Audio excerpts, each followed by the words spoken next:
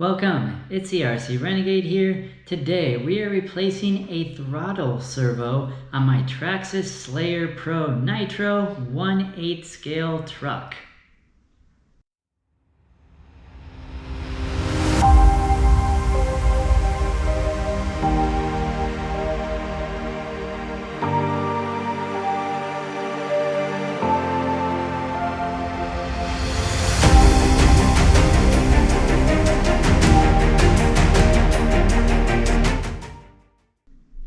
I removed the 4 cotter pins that hold the shell in place, so let's remove the shell.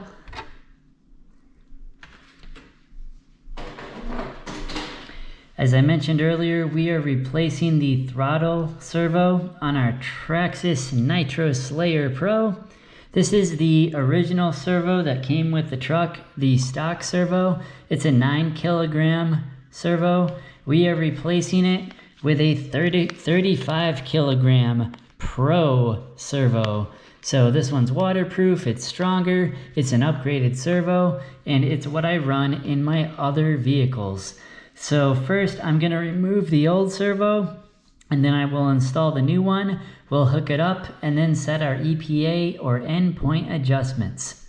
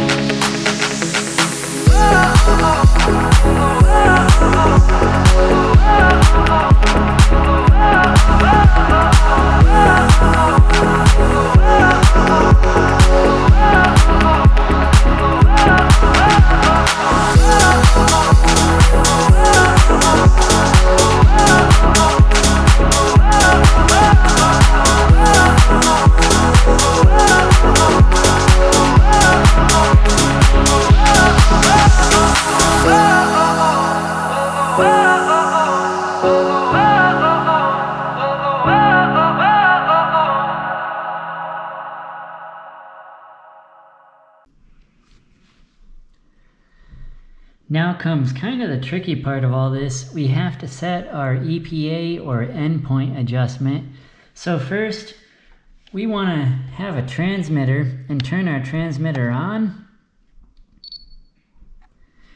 Next, we want to power on our vehicle. As you see, we have steering, and when we move our throttle, let me demonstrate that. It's kind of hard to see, but you can hear, as I move our throttle back and forth, our new servo will move back and forth. So our new servo is working, we just have to hook it up. The reason we power it on before we do anything else is we want it to be set at the 0 point. So right now it is in the neutral position and nothing is hooked up. So at this time we will reinstall everything and hook it up the way it was originally.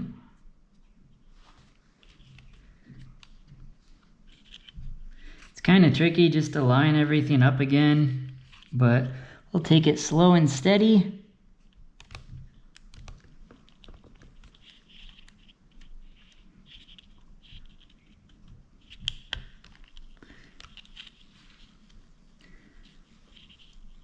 This is a 25 tooth servo, so that is good.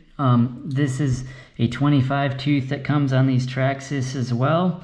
It's pretty standard across the industry. Some manufacturers use a 23 tooth or like a different setup as to be like a pain to everyone. Fortunately, Traxxas uses just a 25 setup, so you do not have to like switch adapters or anything like that.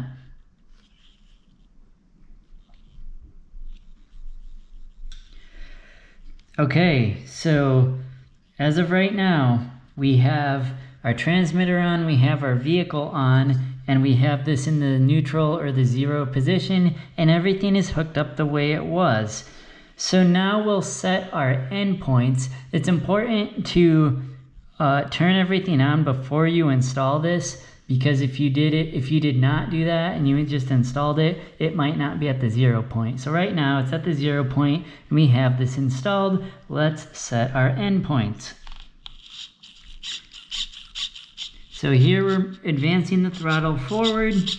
You can see it's putting just a little bit of strain on this piece here. So we don't want that. We want it to not put a lot of strain on it. That's a little much. So we'll turn our endpoint back. To do that, to set our endpoint on the Futaba MP4, what we will do, I know it's kind of hard to see, but I'll also talk you through it so you can hear. We're going to hit the down button. We're going to scroll down to our endpoint option. We will go from steering down to throttle. We'll go to our forward throttle and we will turn it back, hitting the minus button. We'll turn it back to 90%. You can see we're still getting a little bit of bend on that piece. We'll turn it down to 80%.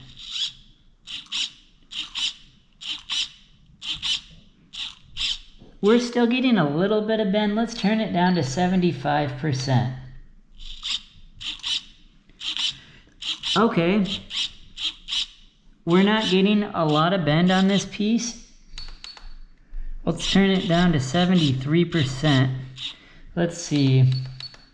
It's just a game, guys. You just mess with it until you get it right. We have it at about 70%, and there's no bend on this, but the throttle linkage, let me turn it up so you can see, the throttle linkage is moving the throttle all the way open, and we can see that in the throat of our carburetor as well. I know it's kind of tricky to see, but the carburetor is all the way open when the throttle is advancing, and this metal piece right here is not being stressed or bent. So that is what we want to see. Everything is moving as it should. Now let's check our reverse going the other way. So right now you can see we have our forward throttle set at 70%. I know it's hard to see, guys, but our forward throttle is at 70%. On our reverse throttle, or our brake, is at 100%. So let's take a look at our reverse.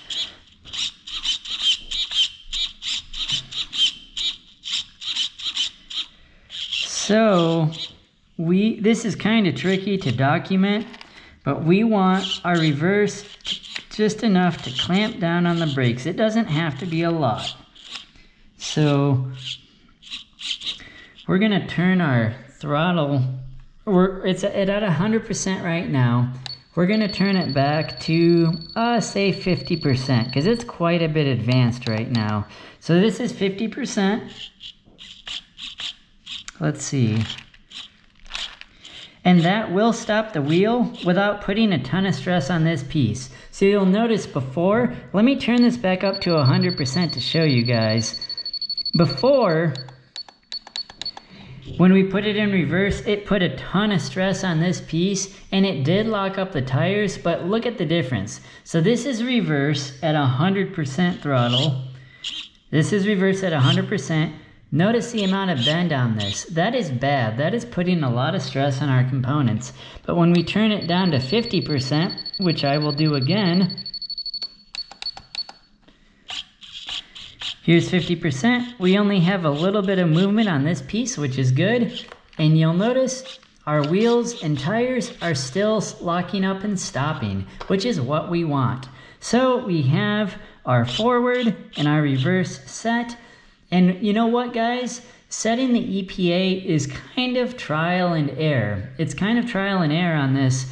And so if I go out and I run this truck and I notice something's not quite right, I can always go back into the settings and change it later. But right now, I think this is a pretty good starting point. We have a pretty solid setup that I'm pretty confident will work. If it doesn't for some reason, we can always go back and change this later. Now, thank you for bearing with me. I realize it's kind of tricky to film and explain all this, but I think we got it done pretty good today. We got the job done pretty solid today. We got our new servo in, everything is working, and I'm excited for this coming Nitro season.